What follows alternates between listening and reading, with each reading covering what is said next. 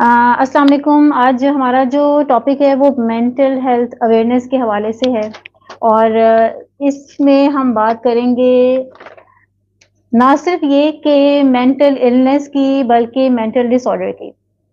इस टॉपिक को चुनने का एक मकसद तो ये है कि पूरी दुनिया में इसका एक आलमी दिन बनाया जा रहा है और ज़ाहिर है जब आप किसी चीज़ का आलमी दिन मनाते हैं तो उसके पीछे बहुत बड़ी कॉज़ेज़ होती हैं। उसका मतलब एक ये भी होता है कि दुनिया में इसके जो रेशो है ये तेज़ी से बढ़ रहा है। अब दिमागी अमराज़ का रेशो बढ़ तो रहा है, लेकिन इसके अंदर क्या-क्या चीज़ें आती हैं जो कि आप कहेंगे कि ये दिमागी बीमारी है? और वो कौन-सी चीज़ें हैं जिनको आप कहते हैं कि ये दिमागी माज़ूरी की तरफ जा रहा है? इसमें सबसे पहली जो मैंने चीज़ उठाई है। अच्छा, अब हम क्या करेंगे, क्योंकि हमारा जो असल टॉपिक है वो ऑटिज़्म है, तो हम अपने मेन टॉपिक पे आने से पहले बिल्कुल हल्का-सा टच करेंगे, गो थ्रू करेंगे, जल्दी-जल्दी से कुछ ऐसी बीमारियों के बारे में जो कि पाकिस्तान में भी जिनका रेशो बढ़ना शुरू हो गया है। और इसमें पहली जो बीमारी है वो है शिज़ोफ्रेनिया। शिज़ोफ्रेनिया बेसिकली एक ऐसी बीमारी है जो कि आपके सोच के अमल में रुकावट डाल देती है। जो चीज़ इंसान की ना एक अपनी अलग दुनिया बन जाती है, जो कि वो सोच रहा होता है और इसके पीछे भी याद रखिएगा कि जितनी भी बीमारियाँ हैं जो कि आपके दिमाग से मुताल्लिक हैं और जो माज़ूरी की तरफ लेके जाती हैं, इनकी 96% जो केसेज़ हैं, वो जेनेटिक होते हैं, यानी कि आपको विरासती तौर पे ये बीमारियाँ ट्रांसफ़र होती हैं। लेकिन कभी-कभी क्या होता है कि कोई ऐसा एनवायरनमेंट मिल जाता है, ऐसा माहौल मिल जाता है या आप उसको बहुत देर तक इग्नोर करते हैं जो कि आगे चल के दिमागी माज़ूरी की तरफ वही बीमारी जिसको आप जल्दी अगर टैकल कर लेते, जल्दी हैंडल कर लेते तो आप उसको ठीक कर सकते थे। लेकिन चूँकि आपको अवेयरनेस नहीं थी, इसलिए वो आहिस्ता-आहिस्ता वो जो इलनेस थी, वो डिसऑर्डर की तरफ चली गई। तो शिज़ोफ्रेनिया भी क्या है कि ये जेनेटिकली शिफ्ट होने वाली, ट्रांसफ़र होने वाली एक डिज़ीज़ है। लेकिन इसमें क्या होता है कि इंसान को जब इसका अटैक आता है, ज़रूरी नहीं कि ये बाय बर्थ हो, इसका किसी भी आपकी ज़िंदगी के किसी भी स्टेज पे ये एकदम अपीयर हो सकती है। इसमें क्या होता है कि इंसान की जो सोच है, वो उसने अपने मुताबिक एक दुनिया बना ली होती है और उसी के मुताबिक फिर उसके इमोशंस होते हैं, उसके जज़्बात होते हैं, उसी के मुताबिक वो लोगों के साथ उसकी इंटरैक्शन होती है, सोशल हल्का होता है। मिसाल के तौर पे हो सकता है कि उसने अपने आप को सोच लिया है कि मैं एक खौफ़नाक चीज़ हूँ या मैं भूत हूँ, तो वो अपने आप को शीशे में देख के खुद से घबराएगा, चीखें मारेगा, अपने साथ अकेले में जो है वो नहीं रहना चाहेगा। या हो सकता है कि वो अपनी ही माँ, अपनी ही बहन, अपने ही भाई को अपने लिए खौफ़नाक समझना शुरू कर दे। तो ये चीज़ें उसके अख्तियार में नहीं है, लेकिन शिज़ोफ्रेनिया के बारे में ये है कि आप इसको अगर जल्दी डायग्नोज़ कर लेते हैं, बिगड़ने से पहले-पहले तो इसको काफ़ी हद तक आप टैकल भी कर सकते हैं और इस तरह के कई केसेज़ हैं जो कि अद्वियात लेने के बाद, ठीक होने के बाद वापस अपनी लाइफ़ में 100% अगरचे वो ठीक नहीं भी होते, लेकिन वापस अपनी लाइफ़ में अगर स्टडीज़ हैं तो उसको कंटिन्यू करते हैं, अगर उनका कोई और जो भी उनकी ज़िंदगी के मामलात हैं, वो उसको जारी कर लेते हैं। शिज़ोफ्रेनिया के बाद हम हल्का-सा टच करेंगे एक ऐसी चीज़ को जिसका मुझे आपको रोज़ाना दिन में पता नहीं कितनी दफ़ा सामना करना पड़ता है। लेकिन इसको हल्का-सा इसलिए टच करेंगे कि ये भी एक बहुत गहरा कुआँ है और इंशाल्लाह नेक्स्ट हम जब बात करेंगे तो इसको भी ज़रूर कवर करेंगे और वो है हमारी एंग्ज़ायटी।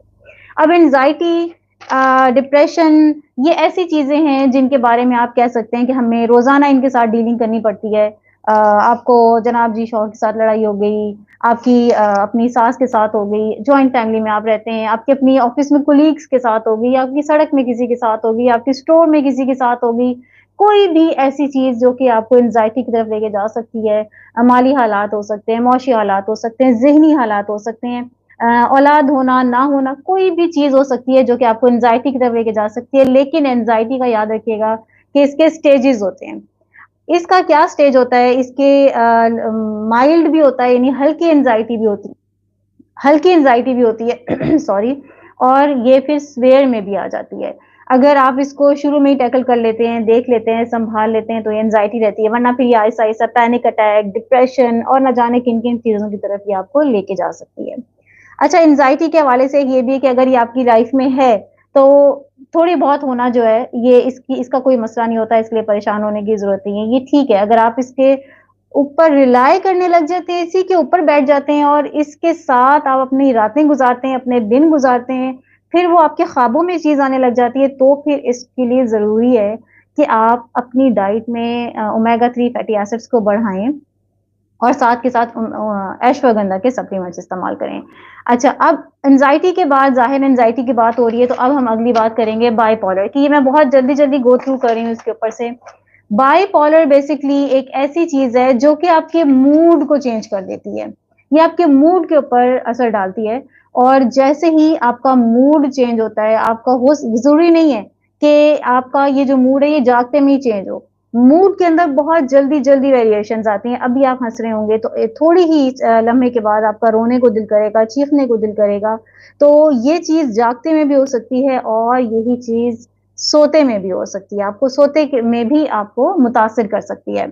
इसके बाद जिस अगली चीज़ के ऊपर हम बात करेंगे जो कि बहुत इम्पोर्टेंट है वो एडीएचडी है।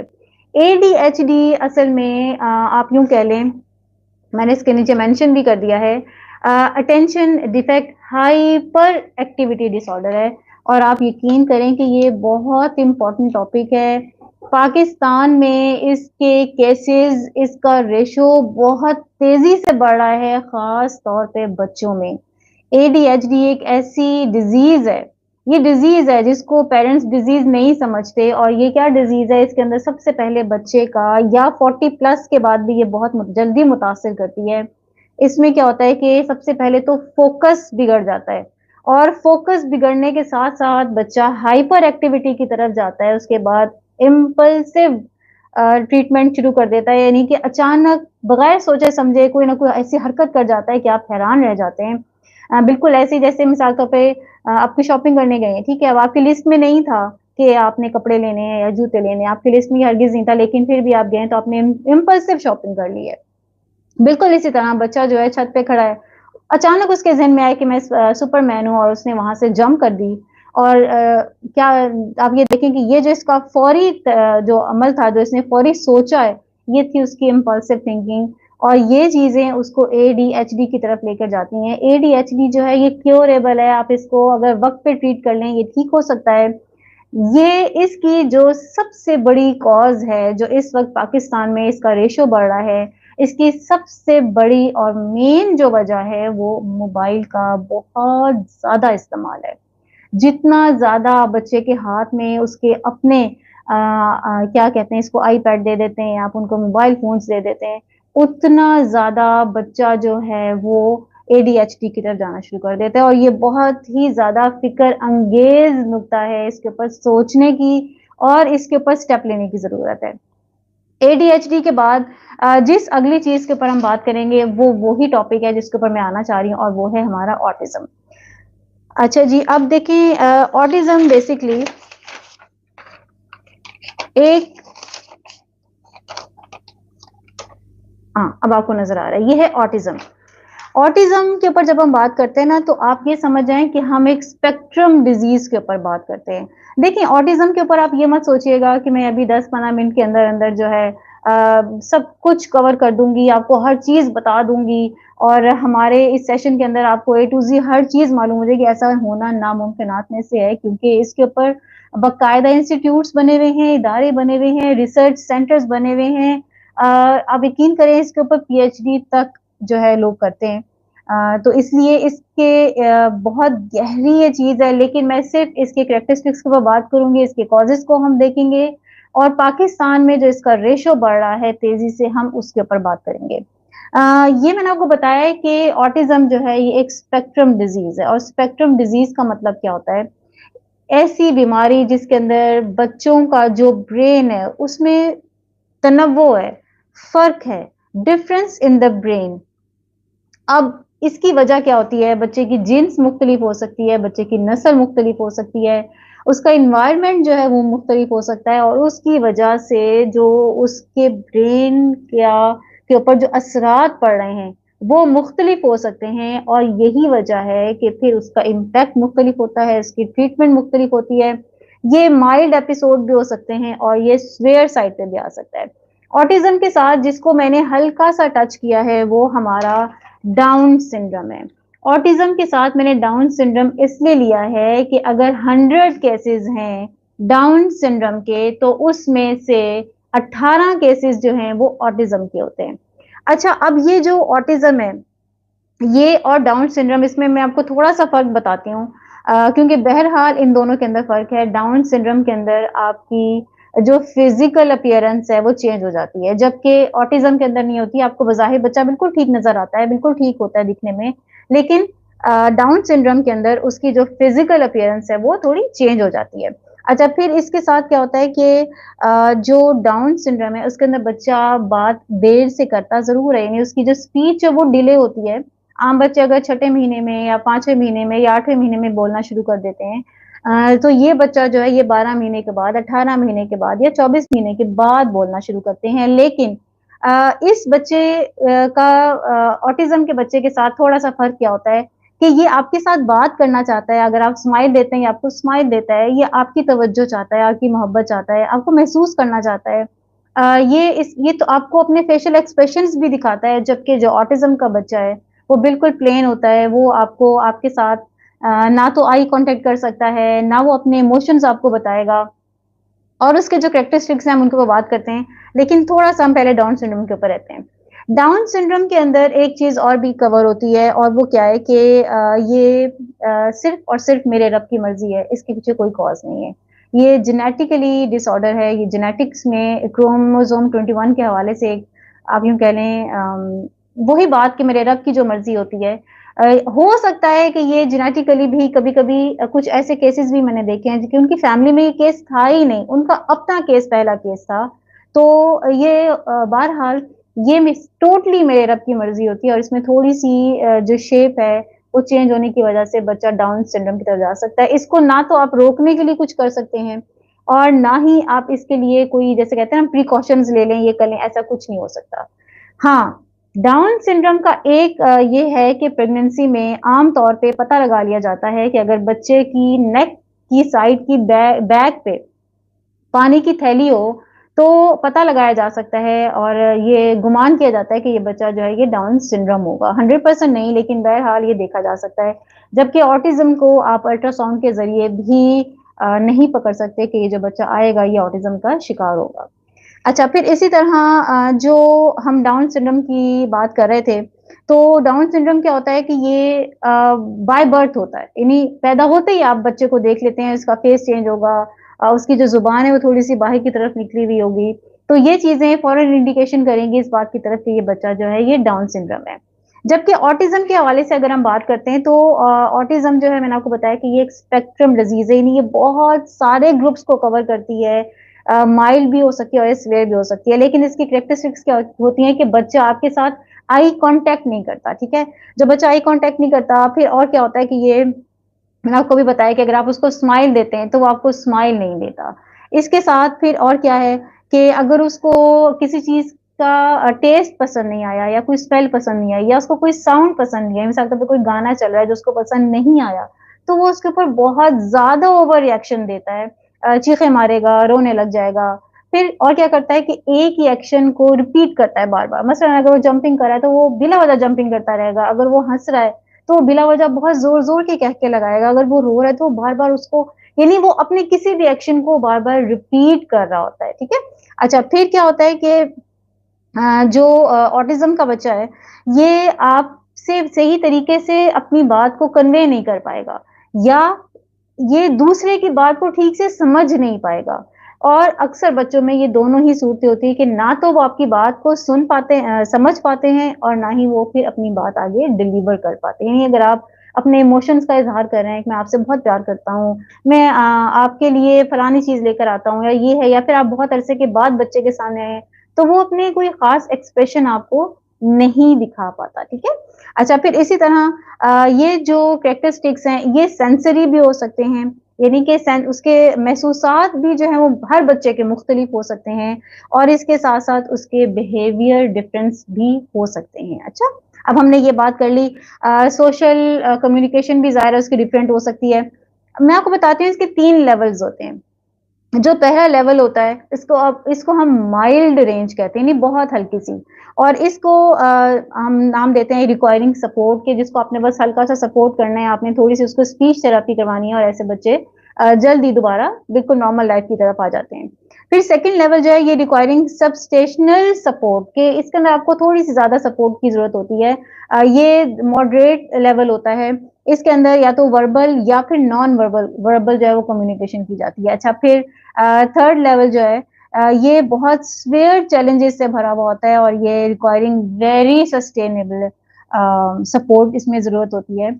ये तीनों लेवल जो हैं ये ऑटिज़्म वाले बच्चे की होती हैं। अच्छा अब ऑटिज़्म के जो केसेज़ हैं, वो दुनिया में सबसे ज़्यादा चाइना में हैं, उसके बाद साउथ कोरिया में हैं और उसके बाद कतर में इनका हाईएस्ट रेट जो है ये रिकॉर्ड किया गया है। चाइना में हर 36 बच्चे के बाद एक बच्चा जो है वो ऑटिज़्म का शिकार है और इसके बाद साउथ कोरिया में हर 38 बच्चों के बाद एक बच्चा और कतर में हर 66 बच्चों के बाद एक बच्चा जो है वो ऑटिज़्म का शिकार है। पाकिस्तान में जो केसेस रिकॉर्ड किए गए हैं लास्ट ईयर तक वो तकरीबन 4 आप यूँ कह लें तकरीबन 4 लाख के करीब केसेस रिकॉर्ड किए गए हैं और ये सिर्फ़ और सिर्फ़ बच्चों के केसेस हैं जो कि ये इंडिकेशन दे रहे हैं और ये बहुत ही लम्हा ए फ़िक्रिया है कि पाकिस्तान में भी ये केसेस जो हैं ये बढ़ रहे हैं। अच्छा अब मैं एंड पे आप लोगों के थोड़े से कमेंट्स पढ़ूँगी और इंशाल्लाह मैं कोशिश करूँगी कि मैं आप लोगों को इसका रिप्लाई भी दूँ, इसके बारे में बताऊँ। आप लोगों का कोई भी सवाल हो इस टॉपिक से मुतालिक तो आप ज़रूर पूछिएगा, मैं आपको उसका आंसर देने की पूरी कोशिश करूँगी। अच्छा अब हम इसकी कॉज़ेज़ पे जाते हैं, मैंने आपको बताया कि जब भी हम मेंटल डिसऑर्डर के हवाले से बात करते हैं तो ये 98% 97.6% जो है ये केसेज़ जेनेटिकली शिफ्ट होते हैं, जेनेटिकली ट्रांसफर होते हैं। दूसरा पहली रीज़न तो जीन्स होगी, लेकिन ऑटिज़्म के अब जो और केसेज़ आ रहे हैं जिसमें किसी को नहीं है, पेरेंट्स को नहीं है, पीछे आपके किसी जीन में ऐसा नहीं है, तो इसकी फिर और वजूहात जब इन साइंटिस्ट ने देखी, मैंने आपको बताया कि इसके पूरे इदारे बनाए गए हैं, इसके वो पूरे जर्नल्स बनाए गए हैं, इसके वो पूरे कोर्सेज़ होते हैं। तो जब उन लोगों ने इसके ऊपर सर्च की तो उसकी समरी मैं आपको बताती हूँ कि एक तो उन्होंने ये देखा कि सबसे पहली बात क्या कि विटामिन डी की अगर स्वेयर डेफिशिएंसी हो माँ के अंदर, विटामिन डी की अगर बहुत ज़्यादा स्वेयर डेफिशिएंसी है माँ के अंदर, तो इसका रिज़ल्ट भी क्या आता है कि उसके का जो बच्चा है वो ऑटिज़्म का शिकार हो सकता है, यानी इसके चांसेस बढ़ जाते हैं, ठीक है? कोई भी बात 100% नहीं होती, लेकिन बहरहाल जब आप बहुत सारे केसेज़ को रीड करते हैं, कम से कम 2-2, 3-3 लाख केसेज़ को और उनके पीछे छुपी वजूहात देखते हैं, तो हम उन वजूहात को इकट्ठा कर लेते हैं। अच्छा, इसके बाद फिर इसकी एक वजह देर से शादी होना या बहुत देर से हमल का ठहरना, ये वजह भी हो सकती है। फिर हम आगे चलते हैं, अगर माँ के अंदर बहुत ही ज़्यादा अ, एक्सेस कर जाए, फ़ोलिक एसिड की मिकदार बढ़ जाए या ये कि बहुत ज़्यादा कम हो जाए, तो इन दोनों सूरतों में बच्चा जो है वो ऑटिज़्म का शिकार हो सकता है, उसके चांसेस बढ़ जाते हैं। फिर इसी तरह वो माँ जो कि एपिलेप्सी की मेडिसिन खाती हो, ऐसी मेडिसिन जिसके अंदर वेल्पोरिक एसिड बहुत ज़्यादा मिकदार में इस्तेमाल किया गया हो, उनके बच्चों को भी चांस होता है कि वो ऑटिज़्म का शिकार हो सकते हैं। और फिर सीधी सी बात है कि एनवायरमेंटल फैक्टर तो है ही है कि बहुत सारे बच्चे बाय बर्थ नहीं होते, लेकिन उनका एनवायरनमेंट इस तरह का होता है जो कि उनको ऑटिज़्म की तरफ लेके आता है। अब हम ना इसकी ट्रीटमेंट के ऊपर बात करेंगे। पहले तो हम वो ट्रीटमेंट्स देखते हैं जो कि अब चल रही हैं और पाकिस्तान में बहुत स्पीच थेरेपिस्ट बहुत ही ज़बरदस्त किस्म के डॉक्टर्स जो हैं वो बच्चों को बाकायदा इसके इदारे बनाए गए हैं, हॉस्पिटल्स बनाए गए हैं, क्लिनिक्स बनाए गए हैं, जिसके अंदर बाकायदा ट्रेन्ड डॉक्टर होते हैं जो कि स्पीच थेरेपिस्ट होते हैं जो कि बच्चों को नॉर्मल लाइफ की तरफ लेकर आने में आपके साथ बहुत ज़्यादा मदद करते हैं। स्वीडन जो है वो दुनिया में नंबर 1 पे है इस तरह के बच्चों को सँभालने में, उनको देखने में और उनको नॉर्मल लाइफ़ की तरफ लेकर आने में। अच्छा इसके बाद स्पीच थेरेपी के बाद जो एक नई ट्रीटमेंट स्टार्ट हुई है उस ट्रीटमेंट को प्रेशर चैम्बर थेरेपी कहते हैं। अब ये जो प्रेशर चैम्बर थेरेपी है, इसके अंदर बेसिकली हाइपर बेरिक मेडिसिन ऑक्सीजन के साथ मिलाकर दी जाती है और ये 100% प्योर ऑक्सीजन होती है और इसको प्रेशर के ज़रिए ब्लड में ब्लड के साथ दिमाग की तरफ भेजा जाता है, जहाँ से ब्रेन जो है वो काफ़ी हद तक बेहतर काम करना शुरू कर देता है। अच्छा अब इसके जो रिज़ल्ट हैं वो काफ़ी पॉज़िटिव आ रहे हैं, लेकिन अभी ये ट्रायल में है, इसके बावजूद पाकिस्तान में भी ये स्टार्ट कर दिया गया है और इसके जो रिज़ल्ट हैं वो पॉज़िटिव आ रहे हैं। अच्छा अब हम बात करते हैं उसके हवाले से सप्लीमेंट्स के हवाले से और इसके साथ ही हम बात करेंगे एक डाइट की, जो कि इस तरह के बच्चों को आप जब भी स्पीच थेरेपी करवाएँ तो आपने कोशिश करनी है कि बच्चों को ऐसी डाइट के ऊपर रखें जिसकी वजह से उनके ब्रेन के जो न्यूरोट्रांसमीटर्स हैं वो थोड़े एक्टिव रहें, जिसकी वजह से उनका जो ब्रेन है वो बेहतर काम कर सके। इसमें जो सप्लीमेंट्स उनके लिए बहुत इम्पोर्टेंट है, इसमें सबसे पहले एंटीऑक्सीडेंट जो है, और एंटीऑक्सीडेंट में ग्लूटाथायोन उनके लिए बहुत ज़रूरी है। ग्लूटाथायोन जो है ये बेहतरीन एंटीऑक्सीडेंट है, जो ना सिर्फ़ है कि ब्लड को प्यूरिफाई करता है बल्कि उनके ब्रेन के अंदर से भी जो इन्फ्लेमेशन है उसको कम करता है। इसके बाद फिर विटामिन ए, ई और डी, और साथ में ज़िंक और सेलेनियम जो है इसको प्रेफ़र किया जाता है, और एंड पे हम बात करते हैं ओमेगा 3 की। जैसे ही मैं ओमेगा 3 पे आती हूँ तो अब मैं आपको बताती हूँ कि मैं जिस डाइट की बात कर रही हूँ, वो कार्निवोर डाइट है, और ये थोड़ी-सी बीच में बच्चों से बनवाया तो ज़ाहिर है। कार्निवोर डाइट जो है ये इन बच्चों के लिए बहुत ही पॉज़िटिव रिज़ल्ट लेकर आती है, और आप यकीन करें कि तकरीबन इसका तजर्बा जो है वो 8 लाख बच्चों पे किया गया है, और उनका जो पॉज़िटिव रेशियो था वो 68% था, जो कि बहुत ही अच्छा रेशियो समझा जाता है। और इसके अंदर ये हुआ कि जब बच्चों को ये डाइट दी गई, इस डाइट का असल आप यूँ कह लें, असल इस डाइट के अंदर जो असल स्ट्रक्चर है वो क्या है कि आपने 80% बच्चे को हेल्दी फैट के ऊपर रखना है, और 20% जो है आपने प्रोटीन, और 5% या थोड़ा-सा जो है आपने कार्ब्स शामिल कर देने हैं। वो आमतौर पे प्रोटीन के अंदर भी काफ़ी कार्ब्स आ जाते हैं। इस डाइट के ज़रिए चूँकि हम उसको हेल्दी फैट बहुत ज़्यादा देते हैं, और हेल्दी फैट में नंबर 1 पे जो फैट इसमें ऐड किया जाता है वो एमसीटी ऑयल ऐड किया जाता है। जिसको आप कोल्ड प्रेस मसाले कोकोनट ऑयल कहते हैं। ये जो ऑयल है, ये ज़्यादा इस्तेमाल करने की वजह से आपको पता है कि हमारी जो बॉडी है वो नॉर्मली ग्लूकोज़ के ऊपर रन कर रही होती है। इसी तरह हमारा जो दिमाग है वो ग्लूकोज़ के ऊपर दौड़ रहा होता है। लेकिन जैसे ही हम एमसीटी ऑयल ज़्यादा लेते हैं तो ये हमारी बॉडी के अंदर कीटोन्स को एक्टिव करता है, और हमारा दिमाग जब कीटोन्स के ऊपर चलना शुरू कर कर देता है तो वो उसकी जो कारकर्दगी है वो बहुत ज़्यादा बेटर होना शुरू हो जाती है, बेहतर होना शुरू हो जाती है। ख़ास तौर पे ऑटिज़्म वाले बच्चों और बड़ों के अंदर जब उनको एमसीटी ऑयल ज़्यादा दिया गया, उनकी डाइट के अंदर ये चीज़ ज़्यादा रखी गई, तो बाकायदा उन्होंने ये देखा है कि बच्चों की दिमागी सलाहियत जो है, वो 68% बेहतर हो गई है।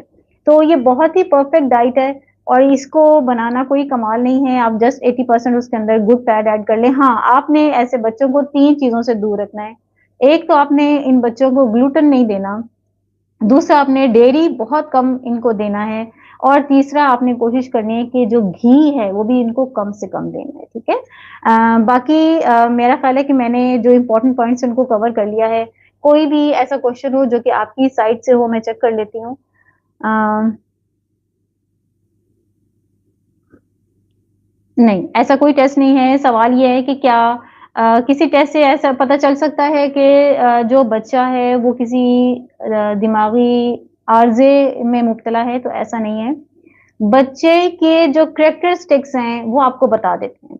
जैसे कि मैंने आपको ऑटिज़्म का बताया कि ये जो बच्चे हैं, ये क्या इनके क्या कैरेक्टरिस्टिक्स हैं कि वो आपसे आई कॉन्टैक्ट नहीं कर पाते, और कई ऐसी चीज़ें मैंने आपको बताई हैं। बिल्कुल इसी तरह एडीएचडी जो है, ये नॉर्मल बच्चों में बहुत ज़्यादा हो रहा है, नॉर्मल बच्चे। मेरे और आपके बच्चे भी इसका शिकार हो सकते हैं। तो इसलिए इसको समझना बहुत ज़रूरी है। अगर बच्चा मोबाइल बहुत ज़्यादा इस्तेमाल करता है और आप जब उससे मोबाइल लेते हैं, तो वो बिल्कुल अजीब-सा हो जाता है, पागलों की तरह रोने लग जाता है, या ये कि वो आपको नॉर्मल डेली रूटीन में भी बहुत ज़्यादा अपसेट करता है, अचानक इम्पल्सिव कोई ना कोई हरकतें कर जाता है, तो आप होशियार हो जाएँ। टेस्ट करवाने की ज़रूरत नहीं, यही चीज़ें आपके लिए टेस्ट हैं कि ये जो बच्चा है, ये एडीएचडी डिज़ीज़ की तरफ जा रहा है, और आपने इसको शुरू में ही टैकल करना है, सँभालना है, और इसके लिए सबसे बेहतर ट्रीटमेंट जो है वो उसकी डाइट में चेंजिंग लेकर आएँ, मोबाइल उससे दूर कर दें, और तीसरा किसी अच्छे स्पीच थेरेपिस्ट के पास लेकर जाएँ, ठीक है?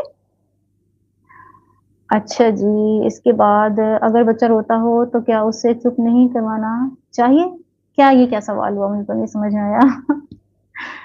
मुझे नहीं समझ में आया इस सवाल का, कि अगर बच्चा रो रहा हो तो उसे चुप नहीं करवाना चाहिए, मुझे इसका मतलब कब रो रहा हो? इसको थोड़ा-सा क्लैरिफ़ाई करें। मेरे बेटे की स्पीच प्रॉब्लम है मीन्स ये हैं सिलीनेक्स, पता नहीं इनका असल नाम क्या है? मेरे बेटे की स्पीच प्रॉब्लम है, मीन्स वो ऐसा लगता है लैंग्वेजेज़ में कन्फ्यूज़ है। वो इंग्लिश कार्टून ज़्यादा देखता है, सो वो इंग्लिश में ज़्यादा बात करता है बट उर्दू नहीं बोलता। नहीं तो आपको इससे कैसे पता चला कि उसको स्पीच का प्रॉब्लम है?